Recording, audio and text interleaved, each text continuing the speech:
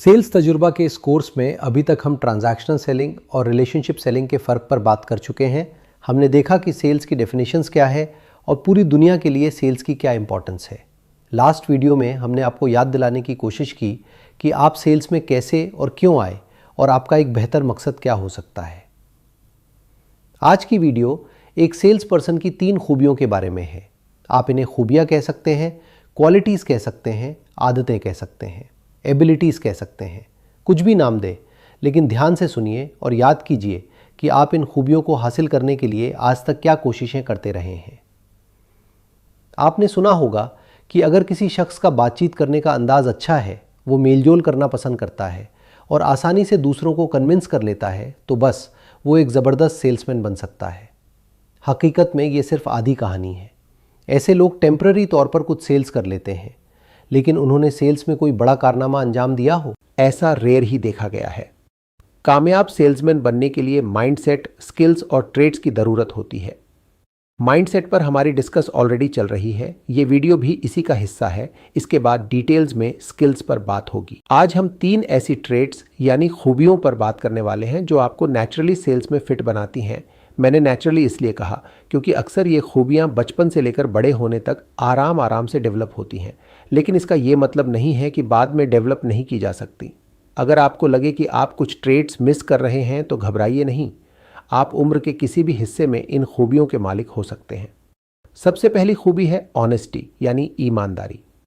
इसमें बहुत सी चीज़ें आती हैं, जैसे सच बोलना, कस्टमर को सही राय देना, जो प्रॉमिस किया है उसको निभाना, अमानत का ख्याल रखना, अपनी जिम्मेदारियों को समझना, किसी भी ऐसे काम से बचना जो आपको, आपकी कंपनी को, कस्टमर को या सोसाइटी को नुकसान पहुंचा सकता हो। एक ऐसा शख्स बनना जिस पर भरोसा किया जा सके।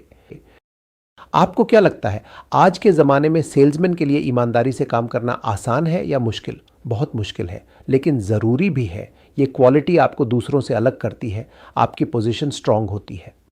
ये तो आप जानते ही होंगे कि सेल्स प्रोफेशन के बारे में एक गलत फहमी है। कुछ लोग कहते हैं कि सेल्स पीपल अपना प्रोडक्ट बेचने के लिए कुछ भी कह देते हैं, गलत इन्फॉर्मेशन या झूठे वादे कर देते हैं, इसलिए सेल्समैन पर भरोसा नहीं करना चाहिए। अब ये आपका काम है कि आप इस परसेप्शन को बदल सकें। कम से कम आपके बारे में तो कोई ऐसा ना सोचे। मान लीजिए कि कोई कस्टमर आपके पास एक एक्सपेंसिव प्रोडक्ट प्रिंट कराने आया है, हालांकि उसकी ज़रूरत एक इनएक्सपेंसिव प्रोडक्ट से भी पूरी हो सकती है। ऐसे में जब आप दूसरा प्रोडक्ट सजेस्ट करते हैं जो उसके लिए मुनासिब भी हो और कॉस्ट में भी कम हो, तो वो समझ जाएगा कि आपका इंटरेस्ट उसे राइट प्रोडक्ट देने में है, न कि ज़्यादा प्रॉफिट बनाने में। इससे ट्रस्ट पैदा होगा और वो आपका लॉयल कस्टमर बन जाएगा। याद रखिए, जब आप ईमानदारी से काम लेते हैं, लोग आपको सिर्फ सेल्समैन नहीं बल्कि अपना एडवाइज़र समझने लगते हैं। दूसरी खूबी है एम्पैथी यानी हमदर्दी। ये एक बड़ी मज़ेदार क्वालिटी है। ये आपको दूसरे इंसान की फीलिंग समझने की एबिलिटी देती है। सेल्स में इसका मतलब है आप कस्टमर की प्रॉब्लम अपनी प्रॉब्लम समझें और दिल से उसका राइट सॉल्यूशन निकालने की कोशिश करें। ऊपर ऊपर से शो करना और हकीकी हमदर्द होने में फ़र्क है, और ये फ़र्क कस्टमर महसूस करता है। हमारे एक कस्टमर का इवेंट था और उसकी तरफ से डिज़ाइन में मिस्टेक हो गई।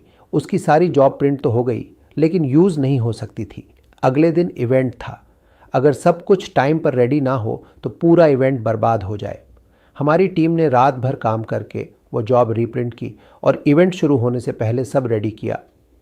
टीम की इस हमदर्दी की वजह से आज भी उस कस्टमर का सारा काम हमें मिलता है।